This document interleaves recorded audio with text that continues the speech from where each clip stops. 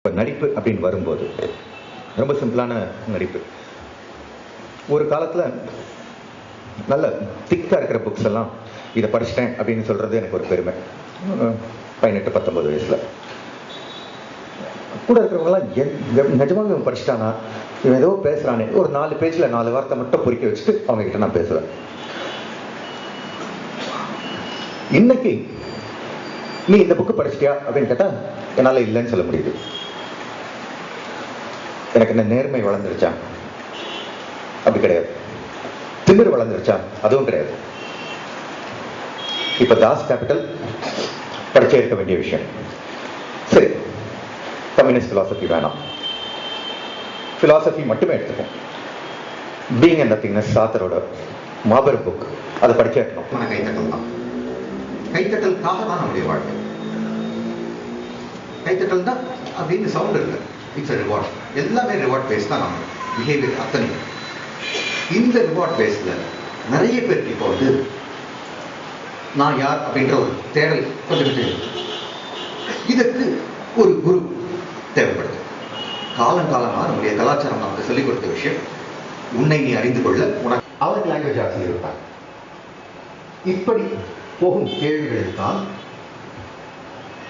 அதற்கு சௌகரியமாக கடவுள் நாம் ஒரு தேவைப்படும். இப்போ கடவுள் இருக்கு இல்லை எந்த குருவும் இல்லாமல் தானே இருக்காது தேடி ஒரு ஞானத்தை அடைகிறதுலாம் எல்லாரும் அடைய முடியாது. நம்ம குரு எப்படி செலக்ட் பண்ண? குருன்னு ஏன் சொல்றேன்னா, பேசிக்கா நமக்கு தேடல் அப்படின்னு நம்முடைய குரு எப்படி தேடும், எங்க தேடும்? ஒரு தட்சிணாமூர்த்தியை பார்த்து வணங்கிட்டு வர்றது இல்லை. அந்த மாதிரி ஒரு சிற்பாலை சமைச்சுட்டா நமக்கு சௌகரியமா இருக்கு. ஏன்னா தட்சிணாமூர்த்தி நம்ம கிட்ட பொய் சொல்ல போறதில்லை, நம்ம ஏமாற்ற போறதில்லை.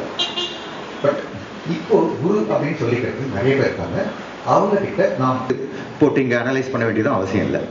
But when there is publicity, அதோடைய இன்ட்ரின்சிக் வேல்யூ எவ்வளவு தூரம் இருக்கும்? பப்ளிசிட்டி இல்லாமல் நமக்கு நிறைய விஷயம் தெரியாது. இப்போ கிருஷ்ணா ஸ்வீட்ஸ் பேனர் வைக்காம கிருஷ்ணா ஸ்வீட்ஸ் உங்களுக்கு தெரியாது. So publicity is necessary. பப்ளிக்காக ஒரு நாலேஜ் டிசெமினேஷனுக்கு நெசசரி.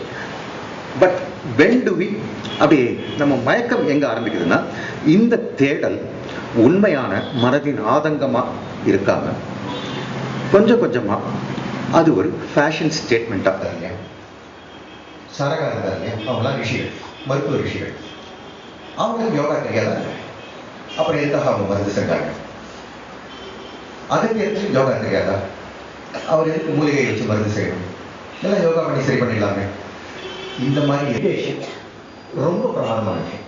தியானம் தெரிஞ்சோ தெரியாமோ வாழ்க்கையின் பல கட்டங்களில் நாம் தியானம் செய்து கொண்டுதான் இருக்கிறோம்.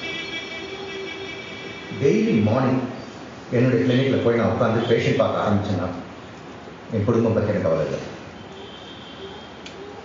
யார் வராங்க,